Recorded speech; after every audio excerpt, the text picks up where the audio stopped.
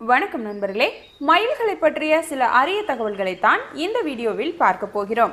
அதிக ஒலி எழுப்பும் பறவைகளில் மயிலும் ஒன்று. சாதாரண நாட்களை விட மழை காலங்களில்தான் அதிக முறை ஒலி எழுப்பும். காடுகளில் கேட்கும் மயிலின் குரல் மூலம் புலி போன்ற ஆபத்தான விலங்குகளின் இருப்பை தெரிந்து கொள்ளலாம். ஆண் மயிலின் வண்ணமயமான தோகை பெண் மயில்களை ஈர்க்கவும் பிற விலங்குகள் தாக்க வரும்போது தனது தோகையை விரித்து காட்டி பயமுறுத்தவும் பயன்படுத்தும். ஆண் மயில்கள் அழகிய பளபளப்பான நீலம் கலந்த பச்சை நிறமுடையவை.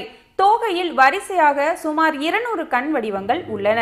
மயிலின் தோகை நாம் பார்க்கும் கோணத்துக்கு ஏற்ப வெவ்வேறு நிறங்களை எதிரொலிக்கும். அகவல், ஆளல், ஏங்கல் போன்ற பல சொற்களால் மயிலின் ஒலியை குறிப்பிடுகிறார்கள்.